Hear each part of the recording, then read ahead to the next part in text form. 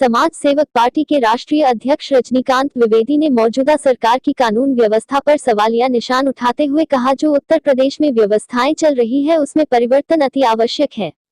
लखनऊ से अवनिष्ठ मिश्रा की एक रिपोर्ट। बनाई हुई नहीं, ये जब से देश आज़ाद हुआ तब से बराबर ये समस्याएं चली आ रही हैं और हर आदमी कहा कि हम गरीबों का भला करेंगे और किसी भी नेता ने XYZ चाहे कोई भी, किसी ने भी गरीबों के नाम पे वोट तो लिया लेकिन गरीब का हित करने की नहीं सोची। हाँ, जातिगत और धर्मगत की राजनीति करके उन्होंने देश की जनता को टुकड़ों में विभाजित किया और जाति और धर्म पे बांटा और खुद सत्ता में पहुंचे और बाद में उस गरीब जनता को भूल गए। और इसका जीता जाता प्रमाण लॉकडाउन में आपने देखा होगा कि कम से कम यूपी और बिहार के लाखों मजदूर पैदल आने के लिए मजबूर थे। इन सब के जिम्मेदार आजादी से लेकर अब तक जितने भी सत्तारूढ़ में पार्टियां रही हैं वो सभी हैं, क्योंकि श्रम अधिनियम का पालन प्राइवेट कंपनियां जितने भी हैं या जितनी भी लिमिटेड कंपनियां हैं उस हिसाब से वेतन नहीं देती हैं। इसकी हर चीज की जिम्मेदारी सरकारों की बनती है।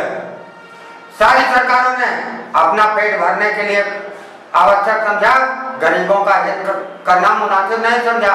इसलिए आज देश की स्थिति यह है कि जरा सा कोरोना क्या आया कि आज गरीब तबका आम आदमी 20% लोगों को छोड़ के देश का हर आदमी रोजी रोटी भूखमरी के कगार पे है और इन सब का जिम्मेदारी इन लोगों के ऊपर जाती है, चाहे सरकारें स्वीकार करें या न स्वीकार करें। और इस पर कोई भी विपक्ष का नेता आवाज उठाने के लिए नहीं तैयार है।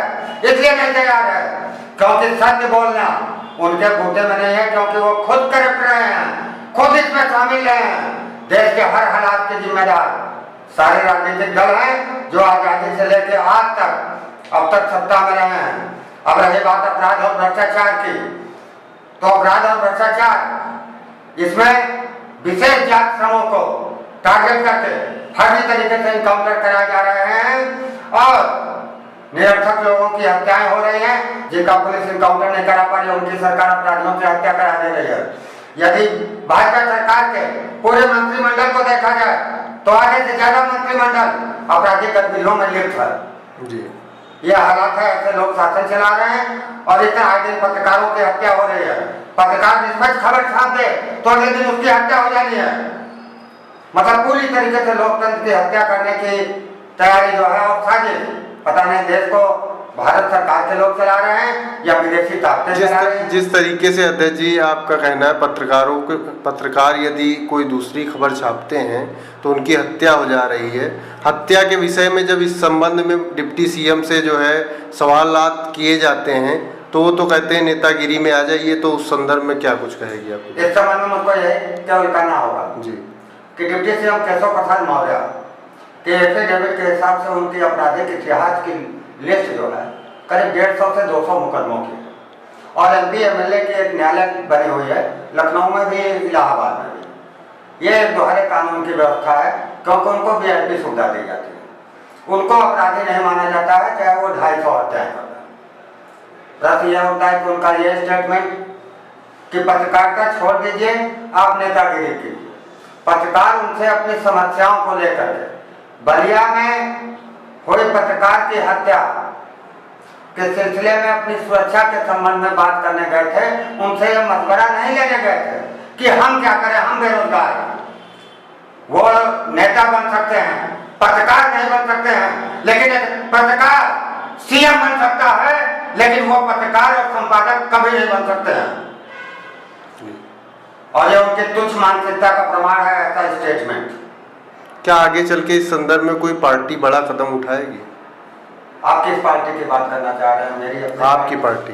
देखिए, इस पार्टी में जहां तक मेरी पार्टी के कॉन्स्टिट्यूशन का मुख्य लक्ष्य और उद्देश्य हर तरीके के पत्रकार, संपादक, सोशल मीडिया से लेकर जितने भी लोग इस चीज में कार्यरत हैं उन सबको बढ़ावा देगी, सबकी सुरक्षा की गारंटी देगी और यदि कोई दुर्घटना घटती तो उनके मृतक आश्रित को सरकारी नौकरी देने का प्रयास करेगी। अब सरकारी नौकरी की बात करेंगे तो एक तरफ सरकार निजीकरण कर रही है तो मैं कैसे सरकारी नौकरी दे सकता हूँ? बात बिल्कुल सही है, विपक्ष इस पे आवाज उठा सकता है, लेकिन यदि जनता ने देना भेज दिया तो वो सारी लीजिए मनी रद्द करूंगा और सारे आज जो परिवहन निगम में और जितने भी संविदा कर्मी नगर निगम में काम कर रहे हैं, आज ठेके पे काम दिए जा रहे हैं, उन सबको निरस्त करूंगा और कोई भी आदमी करेगा काम तो सरकारी करेगा। आज रेलवे विभाग बेचा जा रहा है, पुलिस महकमा बेचा जा रहा है। इस कोरोना में एक तरफ पुलिस शासन, उत्तर प्रदेश शासन कहता है कि सोशल डिस्टेंसिंग का पालन कीजिए। लखनऊ में पुलिस लाइन में जाकर के देखिए, पुलिस लाइन में सोशल डिस्टेंसिंग तो छोड़िए, जिस तरीके से सिपाही हमारे देश के पीएचडी और यूपी पुलिस के लोग भरे पड़े हैं, उसमें आदमी एक दूसरे सोशल डिस्टेंसिंग तो छोड़िए, एक इंच की पैर रख के निकलने की जगह नहीं। तो सरकार की व्यवस्था हर मामले में, भाजपा सरकार चाहे अपराध रोकने में, दुष्कर्म के मामले में, अपहरण हत्या में, इन सब चीजों में फेल है। हाँ, एक विशेष जात समूह को सरकार बढ़ावा दे रही है और उस जात समूह के लोग चाहे 1 लाख हत्याओं के अपराधी हों, वो बिल्कुल निष्पक्ष और स्वच्छ सभी के हैं। जैसे आपने 2-3 नाम मैं आपको गिनाता हूँ।